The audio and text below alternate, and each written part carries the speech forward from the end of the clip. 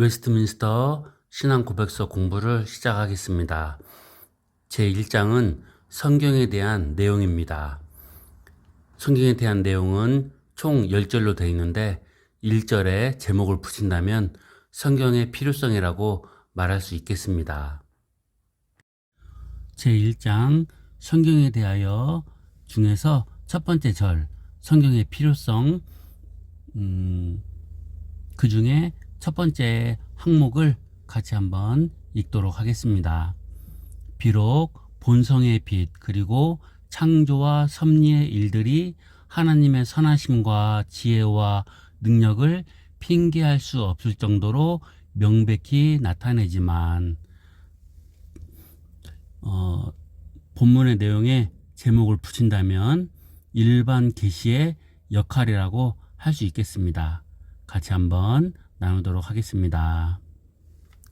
첫 번째 문장은 구원을 위해 충분한 계시와 구원을 위해 충분하지 못한 계시를 구별합니다.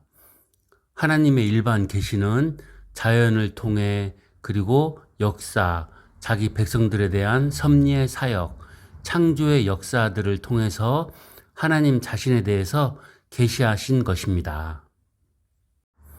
바울은 모든 사람들은 본성적으로 하나님의 존재, 성품, 능력, 그리고 신성에 대한 어떤 것을 안다고 합니다. 왜냐하면 하나님은 일반 계시로 자기 자신을 매우 명백하게 나타내셨기 때문입니다. 바울은 사람들의 마음을 통해 하나님의 율법을 내적으로 계시하는 것에 관해서 말합니다. 그래서 모든 사람들은 양심을 가지고 태어납니다. 하나님은 피조물들의 영혼 안에 자기 자신에 대한 감각을 직접적으로 심으신 것입니다. 존 칼빈은 이것을 신적인 것에 대한 감각이라고 부릅니다. 사람은 타락한 피조물로서 하나님께서 자신 안에 심으신 옳고 그름에 대한 지식을 억압합니다. 그러나 사람이 노력할지라도 그것을 결코 소멸시킬 수는 없습니다. 그것은 여전히 영혼 안에 존재하고 있는 것입니다. 또한 하나님께서 창조 자체를 통해서 자신을 계시하십니다. 자연은 스스로를 넘어 조물주와 창조자를 가리킵니다. 바울은 하나님의 보이지 않는 것, 심지어 그의 영원한 능력과 신성이 창조 질서를 통해서 이해된다고 말합니다. 타락한 피조물은 그 지식을 또한 짓누르고 억압하고 인정하지 않습니다. 우리가 일반 계시에 의해서 하나님을 알지만 그를 하나님으로 영화롭게 하기를 거부하고 그에게 감사하지 않는다는 것은 인류 전체에 대한 고발입니다. 하나님은 자기 자신에 대한 지식을 보편적으로 주십니다. 그래서 모든 사람들은 이 계시를 가지고 있고 이것은 본성에 심겨져 있습니다. 일반 계시의 내용은 우리에게 하나님에 대한 지식을 대체적으로 제공합니다. 그것은 하나님이 영원하시다는 것을 계시합니다. 일반 계시는 하나님의 능력, 신성, 그리고 거룩성을 제시하고 있습니다. 시편 19편 말씀을 같이 생각해 보도록 하겠습니다. 시편 19편 1절에서 6절은 하늘, 그러니까 자연 계시에 나타난 하나님의 영광에 대한 찬양이고 7절부터 14절은 하나님이 주신 율법, 특별 계시의 완전성, 고귀함과 그것이 인생에게 미치는 유익함을 노래하고 있습니다. 1절에 보시면 하늘이 하나님의 영광을 선포하고 그랬습니다. 하늘은 물리적 공간으로서 하늘뿐만 아니라 하나님의 모든 피조물들, 즉 창조세계 전체를 나타냅니다. 그리고 선포하고는 차근차근 자세히 지속적으로 설명하여 진술하는 것을 의미합니다. 그러므로 본문은 창조세계 전체가 너무도 분명하고 자세하게 전능하신 하나님의 영광과 위엄을 계속적으로 진술하고 있으며 인간은 결코 그것을 부정할 수 없는 명백한 사실임을 함축하고 있습니다. 또 1절에 보시면 궁창이 그 손으로 하신 일을 나타내는도다 그랬습니다. 여기서 궁창도 하나님께서 창조하신 피조물 전체를 나타내는 것으로 이해하는 것이 좋습니다. 그 손으로는 하나님의 창조 사역과 우주 만물을 다스리고 운행하시는 하나님의 능력의 행위를 가리킵니다. 본문은 피조계가 하나님의 창조 섭리를 계속해서 드러내고 있음을 강조하고 있는 것입니다. 시편 기자는 하나님의 영광과 위엄, 하나님의 오묘한 행사가 자연 만물을 통해 얼마나 선명하게 드러나는지를 강조하고 있는 것입니다. 자연 만물을 통해 당신의 영광을 드러내시는 하나님의 일반 계시에 대한 측면을 찬양하는 구절이라 할 것입니다. 2절에도 보시면 날은 날에게 말하고 밤은 밤에게 그랬습니다. 1절에 하늘이 나타내는 두 가지 국면, 그러니까 낮과 밤이라는 소재를 통하여 하나님의 일반 계시가 지속적으로 분명하게 주어짐을 묘사하고 있는 것입니다. 본 구절은 낮이 낮에게 말을 쏟아낸다는 말입니다.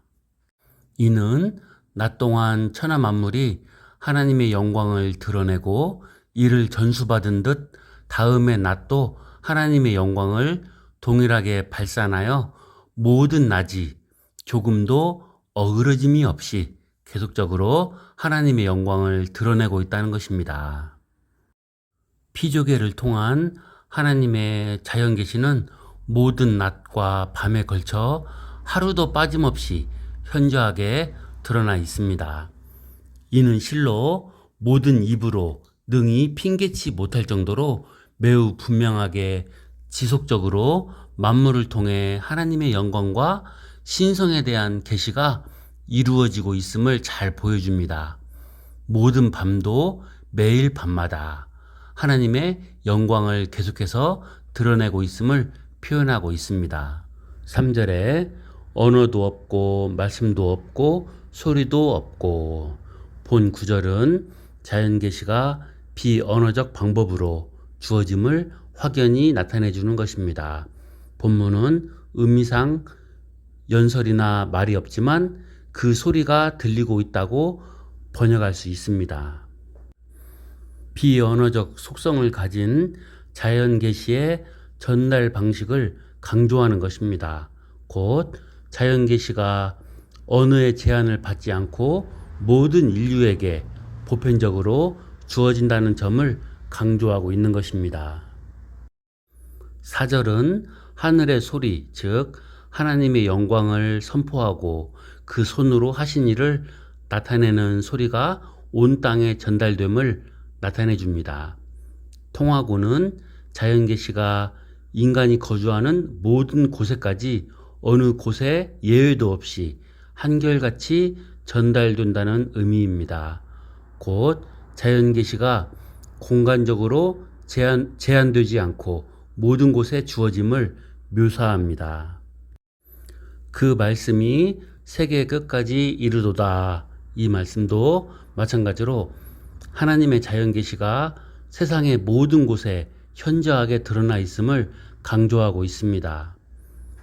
4절 하반절부터 6절은 하나님의 신성과 위엄을 현저하게 드러내는 실체인 태양을 소재로 하여 자연 계시를 더욱 구체적으로 묘사하고 있습니다. 로마서 1장 19절과 20절 말씀을 또 살펴보도록 하겠습니다. 1장 19절은 불의로 진리를 가로막는 인간의 불경건과 불의함에 대한 하나님의 진노가 하늘로부터 조차 나타나는 이유에 대해 말하고 있습니다. 그것은 하나님께서 모든 인간으로 하여금 하나님에 관하여 본성적으로 알 수 있도록 하셨음에 기인합니다. 하나님께서는 양심과 같은 내면적 본능을 통하여 모든 사람에게 하나님을 알 수 있는 방법을 허락하셨으므로 아무도 하나님을 모른다고 할 수 없다는 것입니다. 20절은 하나님께서 피조세계를 통하여 하나님의 영원한 능력과 신성을 알 수 있도록 계시하셨음을 보여줍니다. 하나님께서 자연 만물을 통해서 사람들에게 계시하신 그분의 본질적인 속성을 영원하신 능력과 신성으로 요약하고 있습니다. 자연 만물을 통하여 알 수 있는 일반 계시는 분명한 한계를 갖고 있습니다. 알게 되나니 라는 말은 지각하다, 이해하다, 깨닫다라는 의미이며 합리적인 생각이나 내적인 숙고를 나타내는 데 사용되는 말입니다. 분명히 보여도 이것도 계속해서 보여지거나 고찰되는 상태를 나타냅니다. 즉 하나님에 대한 지각과 인식의 수단인 자연을 통한 계시는 한번 주어지고 끝나는 것이 아니고 보려고만 한다면 언제나 볼 수 있는 현재적 계시임을 말해줍니다. 그리고 이 단어가 수동태로 쓰여지는 것은 이 계시를 주시는 분은 바로 하나님이심을 보여줍니다. 하나님의 은혜의 빛 아래에서 자연을 통하여 우리는 하나님에 대한 인식을 가질 수 있고 그 속성을 발견할 수 있는 것입니다. 구원에 이르게 하지 못하는 한계를 가지고 있을지라도 말입니다. 그러므로 저희가 핑계치 못할지니라, 이 말씀은 그들이 변명할 수 없게 하기 위하여 라는 말입니다. 스스로 변호하거나 항변할 수 없다는 뜻입니다. 하나님의 진리와 속성을 거부한 모든 사람들, 하나님이 없다고 주장하는 모든 이들이 훗날 최후 법정에서 결코 변명할 수 없게 될 것을 알게 하는 말씀인 것입니다. 이미 자연에 명백하게 하나님의 능력과 신성이 계시되어 있으므로 장차 심판받을 때 나는 하나님을 몰라서 믿지 못했습니다 라고 변명할 수 없다는 것입니다. 오늘은 이렇게 일반 계시의 내용과 일반 계시가 하는 역할에 대해서 생각을 해 보았습니다. 감사합니다.